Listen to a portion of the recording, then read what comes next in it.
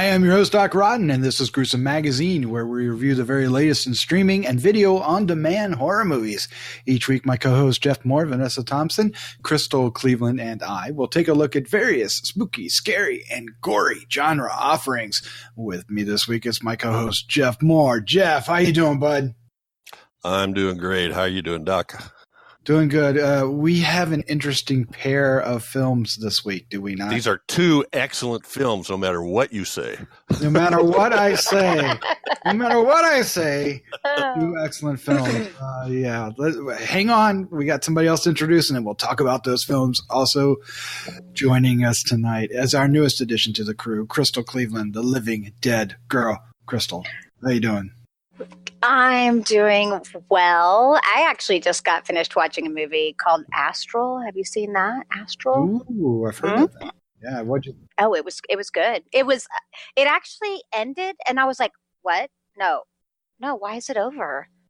And it was an hour and 20 minutes, and I only just wanted to see more. So that means it was. I don't want to pump it up because then I'm going to set anyone up for disappointment. But I think it's something. It's a good one. You should watch it. It's kind of cool. It's a good one, but it's not on tonight's list, though. Nope. No, it's not. Oh man, I'm betraying the two movies we have now. Oh man, and these movies. Oh my goodness. These are going to tickle people in different, funny ways. That's a nice way of putting it. Yeah, and I don't mean funny as in haha. I mean funny as in unusual. All right, the first film we're going to be talking about tonight is a Portuguese film called Nightshifter. Its original title is Morto now Fala, and I've probably mispronounced that, but it is from director Dennison Ramalho, and we'll be talking about that here shortly. It's currently on Shudder. And then our second film is Starfish from director A.T. White, and that will be coming out VOD on May 28th. Both of these films, we were trying before the show, we were trying to figure out the common thread. And both of these films take a look at the death of loved ones in entirely two different ways. Oh boy, do they. Yes.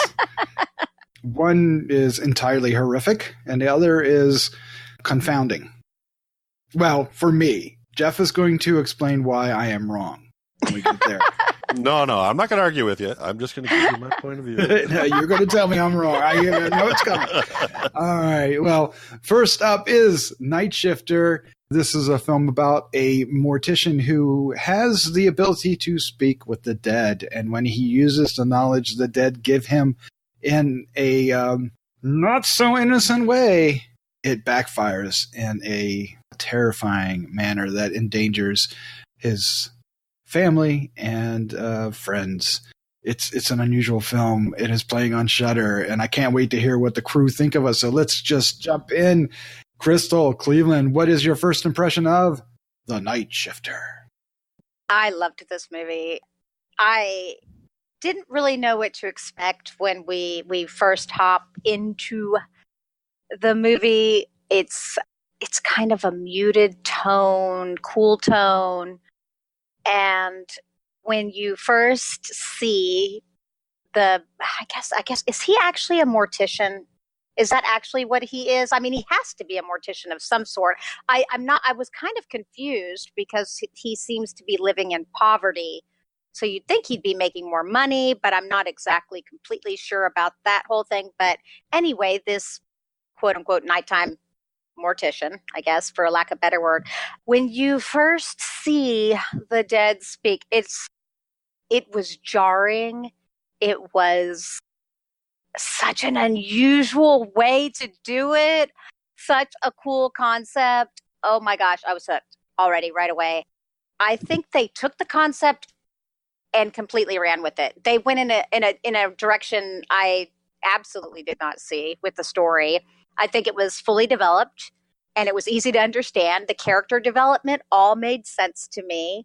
I think the visuals were downright spooky. There were times where I was like, that is so creepy and weird.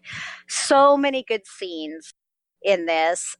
Like I said, I think the character development was fantastic because, to be quite honest, the lead character, I hated him, kind of hated him at first. I felt like he played this whole victim card a little bit too much, and I didn't really have much respect for him, much like his wife does. But I felt like he developed and became the man that did the right thing and tried to make up for, the things that he hath wrought, so to speak. I think even what he did throughout the course of the story made sense, actually, to propel the whole story forward. The concept of the story is not to take what these dead were telling him and use dead man's secrets. And he did. And shockingly, I'm surprised this is the first time that he'd done it in all his time, I guess, speaking with the dead. But yeah, I found it to be one of the best movies I've seen in a while, really. I would definitely recommend this to any horror movie lover. I even saw a pogo ball in the movie, which threw me back a bit. Did you see that in there? Yeah, at the birthday party. Yeah. Loved it. Yeah, Okay. I was like, oh, taking me back to my childhood. But yeah, it was beautifully shot. The sound was nice. The effects were great. I feel like I need something a little negative to say about the movie, but short of a couple, there was a continuity issue I had at one point, only because I was just trying to catch up with the story. There's a lot of gore, actually, which I found very nice and I enjoyed thoroughly.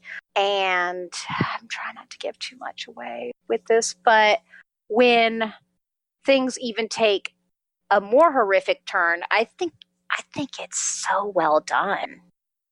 Yeah, that's my take on the movie. Yeah, the gore in this is incredible. At times, because they're in the morgue, you get some really... Oh, that first, when they first come in, yeah, it's just, whoa. Well, then later when they're looking at the guy's brain, it's just unpleasant. But there's other things that happen, especially when his ability turns on him and, the ones who speak come after him in his head. Oh, yeah. We'll just leave it at that it gets really just insane. It's some really downright creepy. Yeah, I'm glad you like this. Let's find out what Jeff thought. Jeff, what is your first impression of The Nightshifter? I love this too. My impression was he was like a morgue attendant or maybe the coroner's assistant. The older guy seemed to be the official coroner, so... Yeah, because he was always the one that had to sweep up all the blood off the floor. Right, and he was okay, the that makes one, more sense. He was the one that was there overnight, that kind of stuff. So, and the EMTs were bringing the bodies in. But this idea that he could, when there's nobody else around, he speaks to the dead bodies and they talk back to him, and they're animated, their mouths moving stuff. And you're right, Crystal. That first time, that was really disturbing. I don't know exactly what the makeup was, but the makeup on that person, right? I thought they were dead. I mean, they didn't look like a guy made up to look dead. They look like a dead person. Yeah, it almost feels like it's like their faces are projected on there. There's a weird effect to it. Yes. That is incredibly jarring and putting. I know. It's like, and that's why I was like, I think this concept of talking to the dead is one of the best I've seen. A lot of times, like, they'll just bring them back and they'll just talk like, no, it is not what you expect. That's what is so brilliant about it. I'm like, okay, I'm in. Yeah, they don't move. Nothing else happens. But they do impart information to Stênio. I'm just going along with what you said. I don't remember seeing another movie like this. And if there is, they don't make use of this idea to the extent that they do here. This whole ability is used by the filmmakers in a bunch of innovative ways, I thought, that I was never quite expecting. It was a surprise to begin with, and when the first body tells him something that maybe he doesn't really want to hear, and then later on other bodies tell him things, and it sends things in directions I was never thinking, oh, God, he could have got that information there. I just thought it just quickly leads to a lot of unexpected plot developments. I really like that idea, and I like the concept and how they carried it through. And they really do. There's a long developed story here There's a lot of scary scenes. His kids are involved. He's got 2 kids and the morgue attendant. And we find this all out fairly quickly. His wife's having an affair with a baker down the street, and he has a, sort of a graveyard shift job, right? So he's never home. So that's kind of where we're laying out things. But I really, really like this. I really liked it. So I really enjoyed it. I think it's a great effort. And that this guy did a kind of a decent little short in ABC's of Death, too, the director. J is for Jesus. Yes. That was so, yeah. Yes. That was interesting. Or maybe Jesus. I don't know. Jesus. Hey. Oh, yeah. You know what else I really liked? I loved when it showed it from the corpse's perspective, and it almost had like a 3D effect. Did you notice that? Like when it showed from the corpse perspective talking to him. Yeah, the corpse was looking up in the first scene. Kind of blurry and 3D-ish or something. I was like, that's such an interesting thing to do, and I loved it. I don't know. I think he made some good choices. There may have been CGI in here, but it wasn't obvious and overboard. It seemed like it was fairly straightforward effects most of the time, and I liked that. Yeah, I did too. As opposed to spending a big budget on coming up with something that takes you out of it. Yeah, there's a lot of practical effects with the bodies, and then and then things really get creepy when he does the deed, and then all these dead bodies want to tell him what's happening. Oh my God! They come sliding so awesome. in and out of the little compartments. It's like, oh no, stop that! When one of the dead told him he was marked, I got chills. I was like, oh, you better run away. Yeah, I mean, it runs a little bit close to being, a standard possession film toward the latter half of the second act, but it holds on to the core concept just enough to keep it from losing its grip. But it was a little perilous there for a little short bit. But at the same time, there's a few scenes in there that are incredibly creepy. One involves a jar. Oh yeah! Oh God! Oh my God! I like that one too. Oh man! And then when he finds the kids in the bedroom, and oh man, and they're all I won't say, but something bad has happened, but maybe not. You don't know, and the reality becomes more and more in question, and I liked how they played with that, and I liked how he got all the bits of information from this corpse and that corpse, because every time he did, man, it was creepy as hell. It starts right off with, I think it's Sujo. The very first one he talks to imparts that information about that you're cursed because you killed a family member. Things he learns from Sujo plus that idea, that curse, all that just sets up the whole story after that. It's a great way to kick it off. Yeah, and then when Sujo's brother tells him, I think it was Sujo's brother, right? Or it was the next guy's brother, right? Jonas. Yeah. Jonah, yeah. And he tells him that she's pissed off, man. I was like, oh, man. Okay, so see that when it took me a second when we saw those two, I was like, wait, what happened? What's going on? Oh, okay. Because let's be honest, they don't look the same. Nope. No, they don't. They did not look the same. And so I was like, wait, who's the, okay. So that's a point where they lost me for just a second. Did I catch back up? Yes, right away. But that was like the only time I got a little bit disoriented and thrown off by the story. Other than that, it was very straightforward. Simple. I wasn't sure who they were until, they spoke to him. Exactly. Yeah. He uses what he learns from Sujo to convince his brother that they were great buddies. Yeah, which I like. That was awesome. I know, right? Because then at that point there would be no doubt, and that's why. See that was I totally bought it because I was like, why would this gangster dude believe him? But because it was such a personal concept and personal story. I mean, at that point, of course, you're going to believe because if he told him his most private story ever, then that had to be real. This is a really dark and grubby film, too. Most of the settings are, anyway, except possibly the morgue. But or the old folks' home, or whatever the hospital. Was it a hospital, or was it a? It was a hospital. She said she had to go to the hospital, but yeah. Because basically, this Laura, right? Was it Laura? Mm-hmm. Yeah, her mother had a heart attack or a stroke or something at some point, and was lying in the hospital when she passes. That was a creepy ass scene.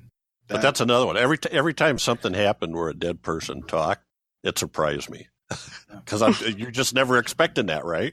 Even though that was the premise of the movie, we go in there and all of a sudden, what? Yeah, and then they were smart enough to throw a curve with it. Yeah, yep. Which I found incredibly twist-worthy. I was surprised, but I was like, wait a minute.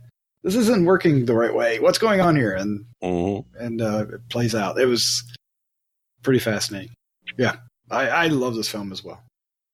Yeah. See, I've seen actually that the Laura, she is in another show called The 3%. It's also subtitled that I've watched before. I really like her. I think she's a good actress. Yeah, I agree.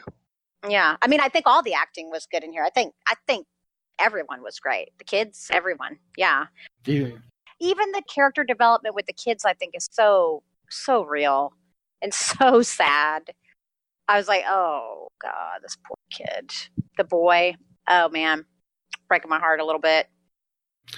Yeah. And the father was a, very complex character. There was a lot of conflict internally, and it was really well done. Really well done. This is a good addition to Shudder. Shudder's picking good films. And this is likely going to show up on the list of best non-US films of the year. Def. Yep.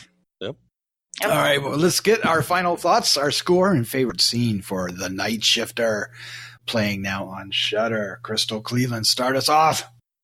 So, this is a creepy, spooky movie that speaks to all of my horror needs. I think it's a must-watch. I definitely say, if you don't have Shudder, get it and watch it. Most definitely. Oh, God, there's so many good scenes. But I know someone else who wants to talk about the freezer, so I'm going to let that one go. But what I will say is when he's going after Odette in the house and he has to go through the razor wire. I thought that was such a great scene. It was. It was so well done because they mentioned it. She had mentioned it to him about the kids selling this stuff in the beginning and about how bad it was and all that. I just love that they brought it back around with that. So the razor wire scene is definitely one of my favorites. And I give this movie a 4. A 4. Nice. Yeah. Nice. Jeff Mohr, sir, what is your final thoughts, your score, and favorite scene for The Nightshifter? Yeah, this is a very good movie. This fits into those ones. We kind of got in a cycle of those last year where we saw a lot of foreign films that were neat because you got to see the culture built into the story. And I think this one had quite a bit of that. I just strongly recommend it. I'm giving this a 4.25. Oh, just got to one up me, huh? Yeah. No, it was written down. I'm kidding. So anyway, and my favorite scene is when, I'm trying to think of a way to say it, when Lara's in the bedroom with the knife. Oh yeah. Oh no, when he yeah. That totally freaked me out. That freaked me out. Mm-hmm. Yeah. No, just what she does to herself. Oh, that too. I was thinking when he Everything grabs the knife. Yeah. Oh man, it's like no, don't do that. But you got it right. Oh, yeah, knives. And that look on her face. So yeah. Yeah, she did. Yeah, she did a good job of the condition she was in at that time. We're dancing around spoilers so carefully here. Bianca Comparado, and you got me interested in that 3%. It's a great show. You should check it out. It's streaming on one of the services. I just can't remember which one it is. Okay. So you can binge it. Yep. Yeah. Well, I think she did a great job, and I think Daniel de Oliveira did a great job as well as how do you pronounce his name? Stênio. Yeah. We'll remake it in English, and he'll be Stan.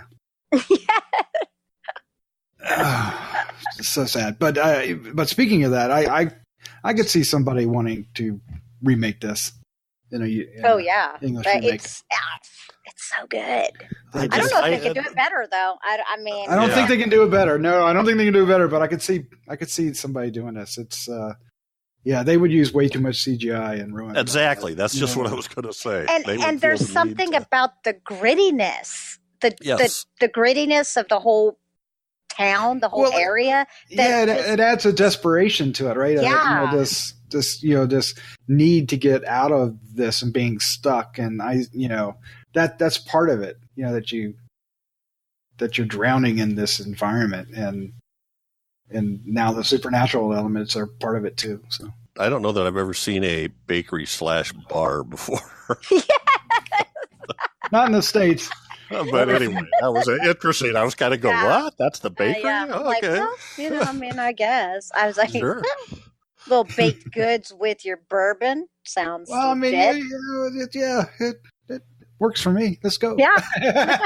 I love this film as well, and I couldn't grasp what this film was going to be about, seeing the promotional materials and thing. It just didn't register. So what I got surprised me, and I love that feeling. I love going in and realizing what the story's about and really getting excited and into it. And it sucked me in. Did I like the Stênio right away? No, like you said, he was a bit, he wasn't a very strong character, but that's why by the end it works, because he becomes, he grows. He has an arc. And that helps. That helps this film quite a bit. It has great atmosphere with the tone and the color palette and the smart choices, the camera work itself. It's really hitting it on all marks. And we said it before that the special effects that they use for the dead as they talk it's strange, and it's off-putting, but in the most perfect way, that you just feel like this isn't real, but it's like, this shouldn't be happening, and it doesn't look like it should be happening, right? It feels different and looks different, and they, the mouths don't move quite right, and the eyeballs don't look like they're moving or, even staring quite right. It just looks disturbing. and then that's needed for this film, and it really helps. And the movie surprised me with the decisions it made, and like you said, with the scene with the gangster, and he reveals the secret, and loved his reaction. The gangster's reaction totally sold it, because he was totally pissed off for the first second, and then realized what it meant, and and then hugging it out and everything. It's like, oh my God, you got him. Like, wow. So, the guy's smart, right? He might not be successful, but he's smart. So he knows how to use what he has. So, and then the wife, Odette. Oh yeah. What an interesting character. That, shouldn't be an interesting character, but is. And I'm just going to shut up. I'm thankful Shudder has this film. I'm going to give it a 4 as well. I feel like I want to give it more, but a 4 is what I had written down. 4 is I have a feeling this is going to be on my top 10 of the year list. I really do think it's going to be a hard one to knock off. It may not be in the top 5, but it's definitely going to be in the top 10. My favorite scene, I kind of hinted at it earlier, is the jar scene. I just thought that was so well done, and I watched it twice. I had to rewind and rewind. I'm on back a few years, but I had to reverse it. Whatever the hell I want to say, I had to go back and watch it again, and just to see if I could figure out what, was she... How did they do that? How did they put that in? Is it projected? What is it? This is awesome. And I don't know if I care how they really did it. It was just, it was seamless. And it just really jarred me. I was jarred. Nice, yeah. I need a drink. All right. You better go down to the bakery. And it didn't even say Abby Normal. But it could have. Oh, man. God, we're really nerdy. All right. Well, there's our review for the Nightshifter. Sounds like it's a must watch. It's on Shudder. If everybody listening probably has Shudder, so check it out. Do it. All right. The next film on our list is called Starfish. It isn't outright horror. It does have some horrific elements in it.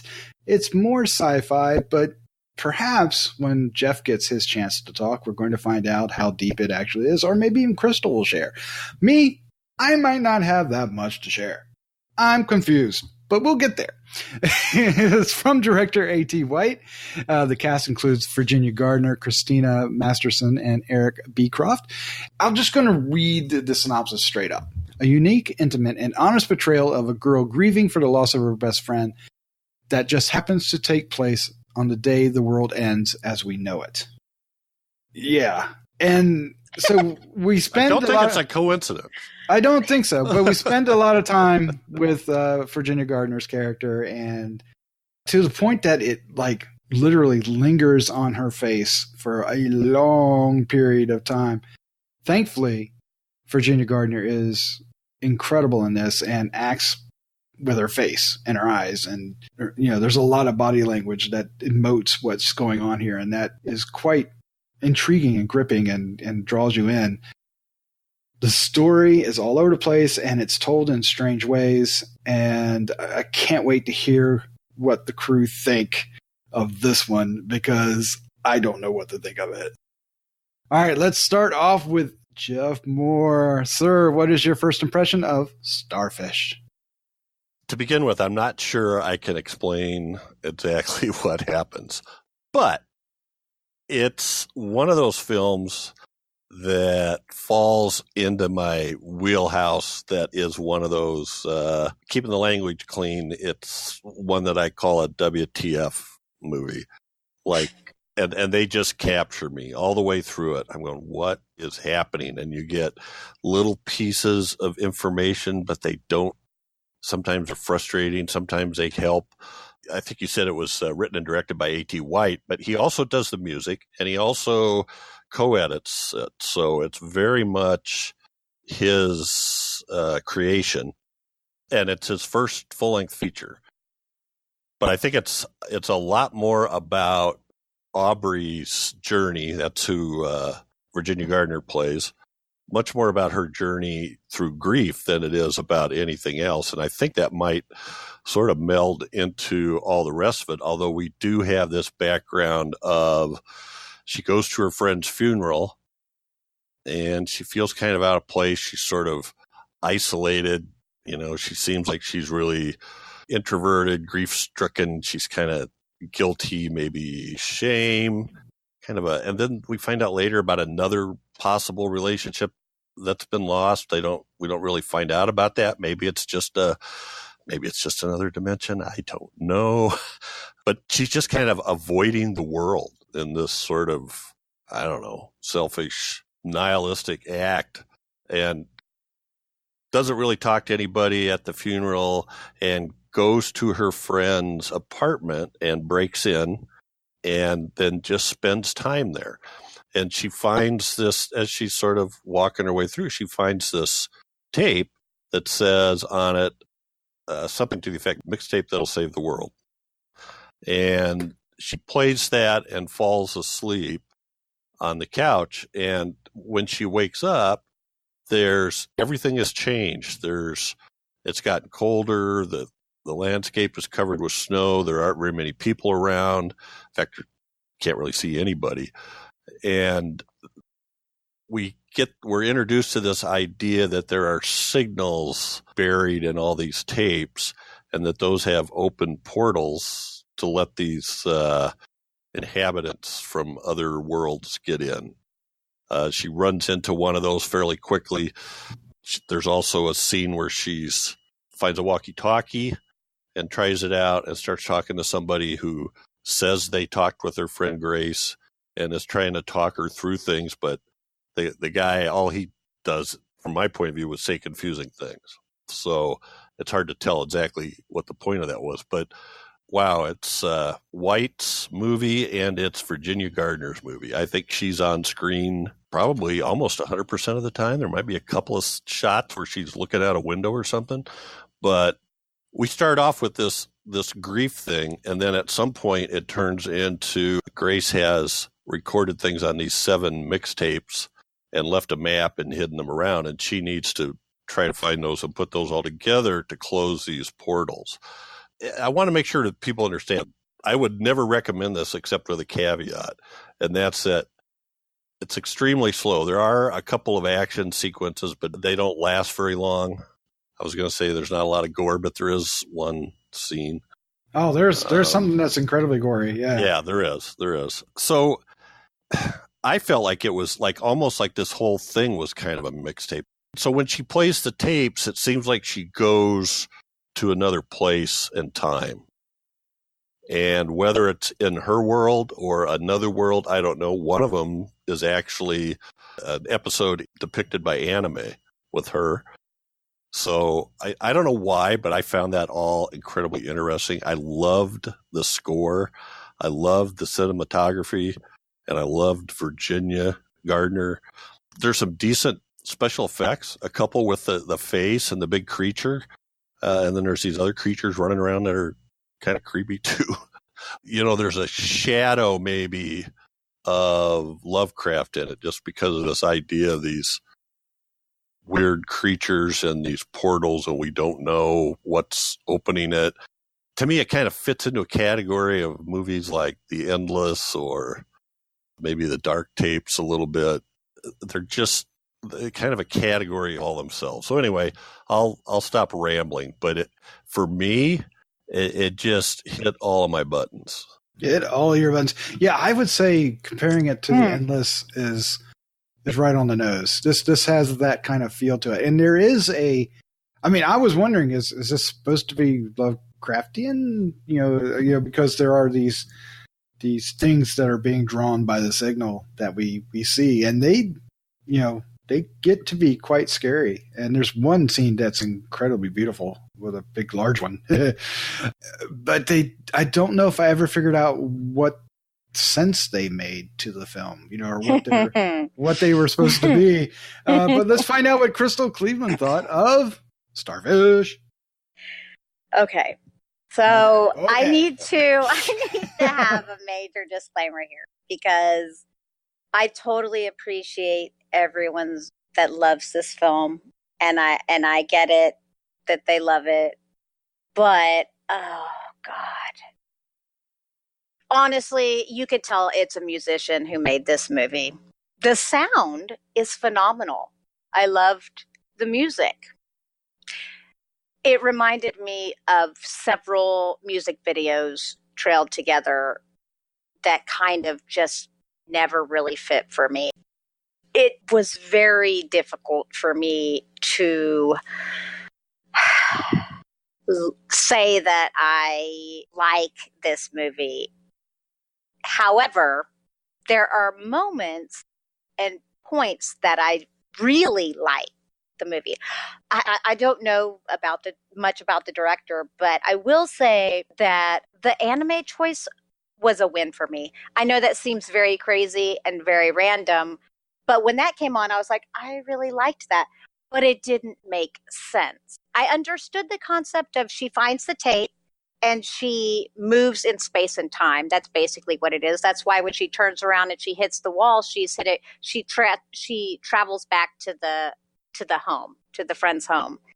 I understand that this movie really, really is not a horror. I want to say that very, very, very clear to all the horror lovers out there that your expectations for that don't have any real horror elements. It is definitely, as Doc said, it is more sci-fi fantasy. I guess it's more sci-fi because it does have scary elements. Like some of the creatures reminded me of like Resident Evil, the dog kind of things.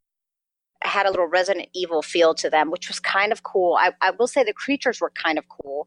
The concept of using the tapes to travel through space and time to get away from them was also cool to me. You know, I mean, that's a choice, but it lost me. The only thing that kept my interest was Virginia. She completely sold the movie as far as having any likability. I really liked her character. I found that watching her, there were times where I felt uncomfortable watching her. Remember, there's a scene where she's in her friend's apartment and she does something kind of odd in someone else's home. You know, when I think about you, I touch myself. I'm not a good singer, so I'm not going to do that. But it really is an artistic film. That's the bottom line. It's artistic. It's about pain and grief of losing a loved one. And it's just, that's why it's just not my type of movie. So unfortunately, if that is your type of movie, I think people will love this. I think this is a polarizing film. I think people are going to love it or they're just not going to like it. And do I think it's well made? Yeah, it's pretty. Like it's got some nice shots. Oh my gosh, even the costuming, it's awesome. When she's wearing her little wolf coat, I just died. I was like, that is awesome. I want that. Yes, that was. The blanket, like, so I appreciate it for what it is. I just, you know, I also thought it was kind of cool that they didn't show any timeline or time of when it was. I mean, I've got to say, covering out the dates is cool. I mean, when she goes into the cinema, there's a Clockwork Orange movie poster on the wall. So I don't know if that's supposed to like give us a time frame, but it's a very hipster feeling film for me. I mean, even Grace's apartment, I'm like, that's a very Instagrammable retro hipster place. I mean, I could do a lot of good Instagramming there, you know. They had rotary phones, you know. I think that the concept is cool, the idea is interesting, but I was kind of meh. And the whole concept and the whole basis of the movie is about forgiving and forgetting. That was the whole, but I'm like, at the end just really messed with me because you see this man throughout, and I feel like it was not developed as to why he was being shown. I mean, I understand that, yes, apparently he was Aubrey's ex, and the Grace was telling her to forgive and forget, and, you know, to move on and whatever, but just, yes, it's a cerebral movie, and yes, I got it, but I still didn't like it. That's all. Yeah, the forgive and forget was a little on the nose and hammered home. I mean, like, you know, literal. And it was, yeah. I was a little, you know, for all the care they took to be so intellectual, that was a little too. I don't know. I have a huge problem with this film. This goes into the category of films where it's a film I know I should like. That's what yes. Right? I know I should like this because it's really well made. The acting is great. The cinematography is great. The ideas are fantastic. But I just don't like it. It's like, okay, there's a movie Drive, right? Reffin? And that movie just didn't register with me. And I didn't like it, but I knew that it was a good movie. So it's really weird. A Girl Walks Home Alone at Night. It's another one that I know it's a good movie, but I just don't like it. And this one sits right. This is the one every year. There's at least one. Starfish is the one. Now, I think this is. There's so much in here. There's so much craft in here, but to me, it feels like somebody took 4 boxes of puzzles, mixed them all together, grabbed a couple handfuls of them and threw them out, and then told me to put it all together. And I couldn't do it. I couldn't figure out how to put what they were trying to tell me together. I couldn't get into it. And I couldn't, I'm like, okay, is that her ex-boyfriend? Did he die as well? Did he, giving the wounds that we see, did he shoot himself? Maybe what, and there's nothing that I couldn't find anything to really base any facts on. And I think that's the problem. It depends on how you, I guess, process information that you see, right? I don't know. It's really weird. Like I think we were saying before the show that, it's emotional story versus a structured story, one that has construct to it, and yeah. So for me, I'm not liking this film, but it comes with this huge reservation that, it's actually good. And so but I don't want to see it again ever. I'm with you. I think even the concept of these aliens, these creatures, the signal brought them or whatever, was really secondary in the story. It's not the main storyline by any means. It's her relationship with her friend that has died, and it's about dealing with her grief. But I feel like almost if that were not part of the film, it would be better. I think it kind of threw the whole movie off. I think it would have, I don't know. And that's so strange for me to say. I agree with you. I feel like maybe there's too many different pieces here that weren't fleshed out as well as they could be in some ways, Yeah, and there's bits of the dialogue that stuck with me. Like there's one point she's sitting there after things kind of get started, and she, instead of choosing one direction, she chooses another, and she sits on the couch with the turtle. Oh, yes. Oh, my gosh. And she goes, if I ignored the world, will it just go away? Right. And I'm like, okay, I think that's pretty much what this film is. Now there's other motivations behind that choice, but that's a lot of what she's doing. And we're seeing it through these, these sci-fi eyeballs. And yeah, I mean, again, it's all down to Virginia Gardner, who is fantastic in this. There's a scene where she finds the first tape, and she plays the tape, but we don't watch anything but her face for, it seemed like 10 minutes, but it was probably just one, if that long. But it just hangs on her face. It's choices like that impressed me. But still, I just found myself going like, what? But what? I'm scratching my head through the entire film, and it just, yeah. By the time she's in this circle of books, I was lost, and I was too far. I couldn't catch up at that point. Jeff, you've got any help, any guidance for us? No. I think it's just different strokes for different folks. And see, that's what I can see. I feel the same. I see why people would love this movie, because it is so artistic. Oh God, I hate saying that, because artistic just seems so broad, but it really is. I can see the beauty in the movie. It borders on being pretentious. Let's just say that. Yes. My God, you just hit it.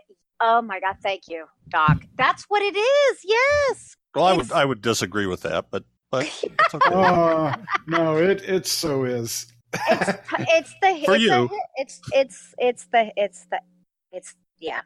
Well, I mean, it's successful at it, but it certainly is. But it's told from such a personal point of view that it doesn't ring untrue or insincere, but yet it's still pretentious.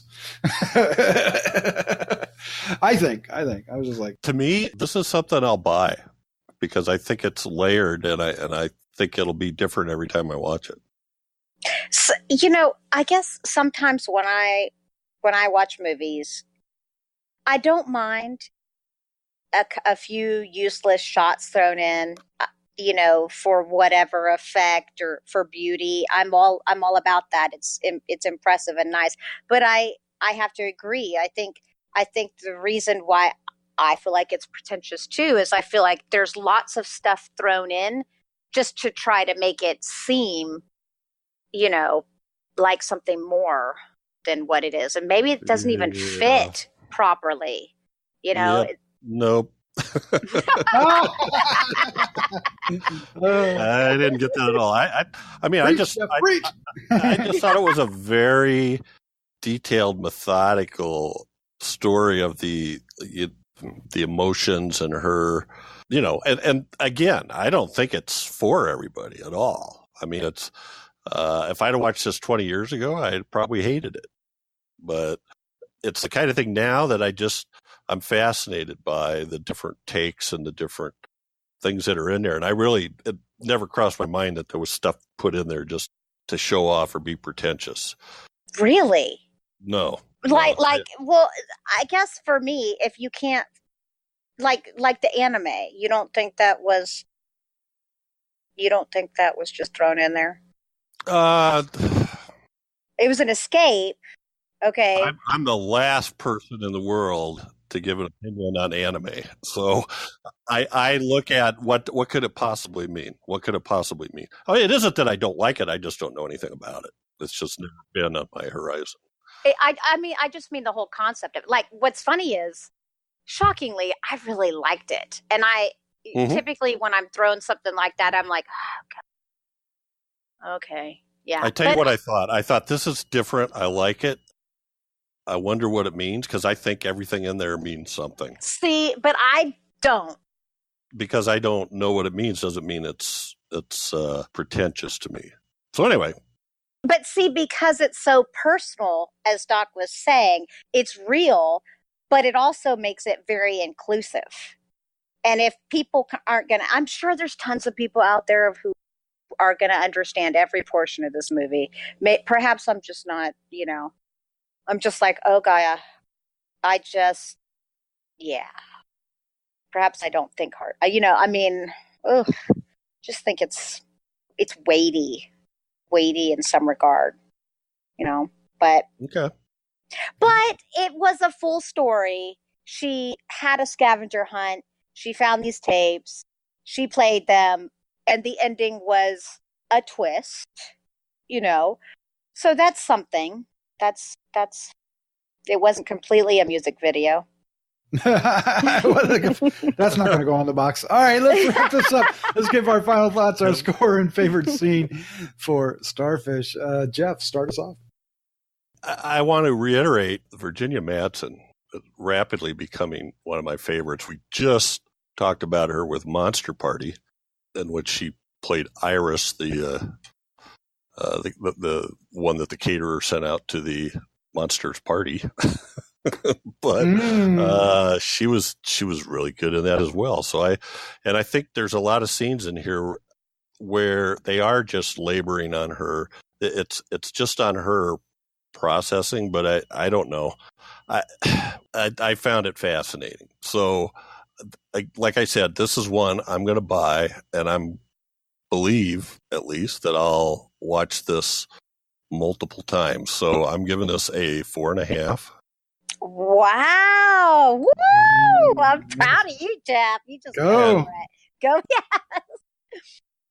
Without getting into the touchy-feely scenes, I thought I'm taking the face, the head, when that head turns toward her and what you see. I have no idea what it means, but oh my God, was it impactful.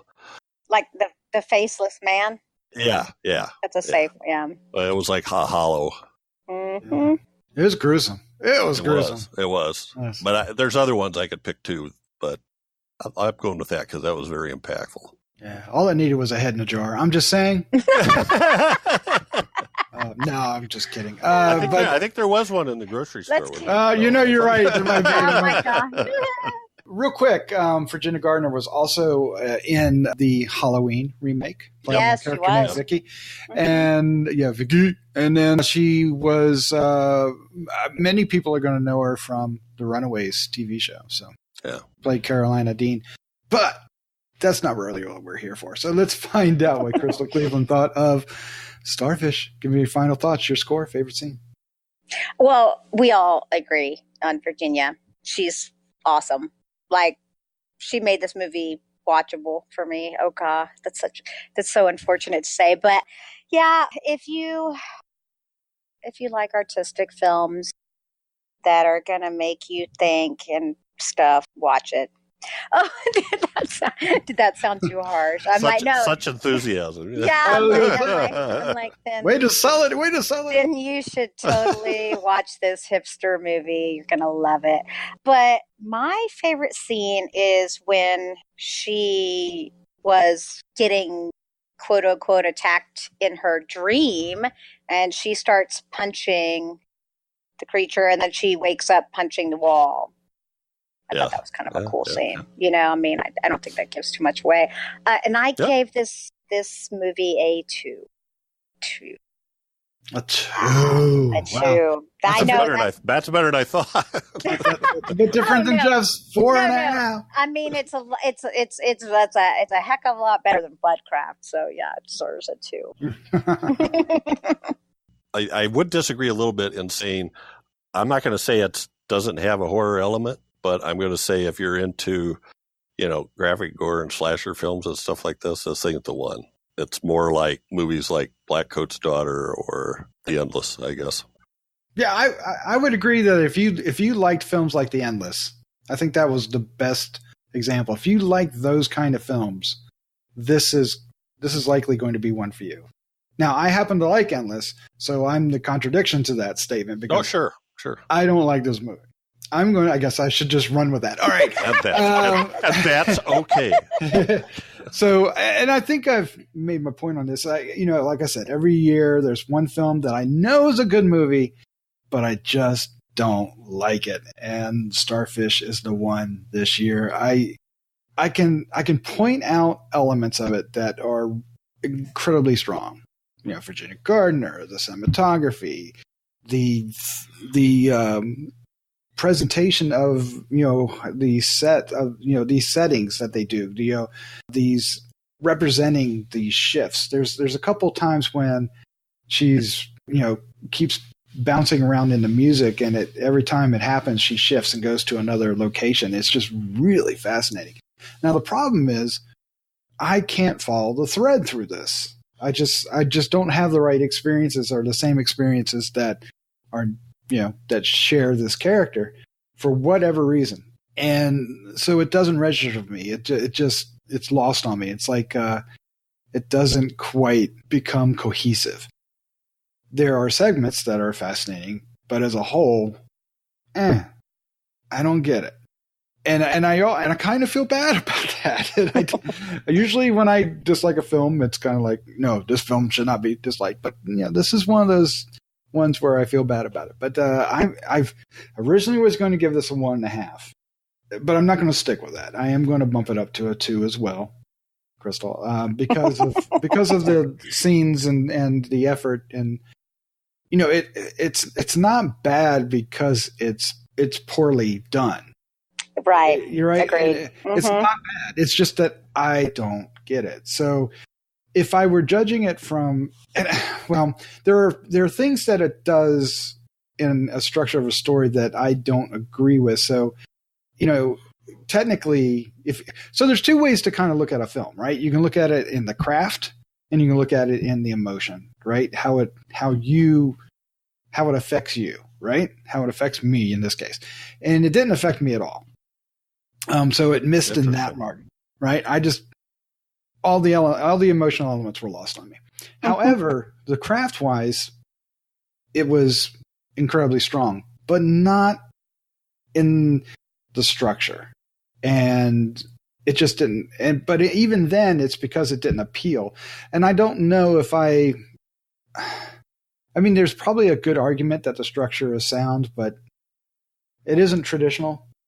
but it isn't far off from traditional. I mean, it still follows a your 3-act structure and stuff like that, but it plays around with the narrative a bit. But so it's a really hard film for me to really settle down with. But it just in the end, it's lost on me, and I have to go with that. And I'm going to give it a 2 on But I don't think I could tell you.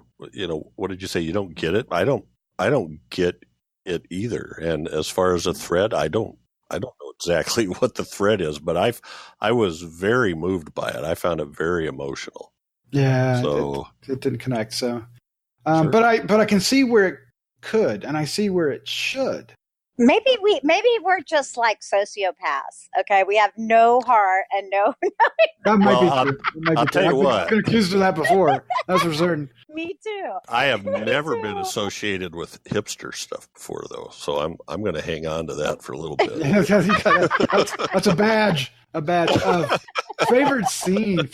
I'm going to go with the giant creature that comes crawling down. Oh yeah, because visually it was incredibly striking. It reminded me of the best parts of Monsters, but better. Right? I just enjoyed that. Yeah, I'm going to stick with that. I'm just going to stick with that. Sounds good. All right. Good. Yeah. Well, that's it, folks. The films we talked about tonight are The Nightshifter. It is currently out on Shudder as you're listening to this. And the second film was Starfish, and that is going to be out on VOD May 28th. I think, depending on whose opinion you grab onto, both films have merit to be watched. So check them out and let us know what you think. We would love to hear. Feedback at gruesomemagazine.com is the email address to reach out. You can go to gruesomemagazine.com and leave comments on the post, or you can go to Facebook and join our group for Gruesome Magazine and let us know in there what you think and join all the goings on in our group. It's fascinating. All right. There's a group. There's a group. Members post lots of links to trailers and all kinds of stuff. Yes. And crazy memes. Yes. I'm still trying to figure out what a meme is. That's how lost I am. So yeah, I don't know what it's like. Where'd that word come from? I don't know. All of a sudden, everybody knew it, and I didn't know what they were talking about. I joke, especially for a hipster like me. Yeah. Oh my God, I've created a monster now. He's like, I love it. Right. Well, Jeff, Crystal, thank you for joining me tonight. You're welcome. Thank you for having me. Mm-hmm. All right, and with that, let's say goodnight. Good night. Good night. You, hipster, you.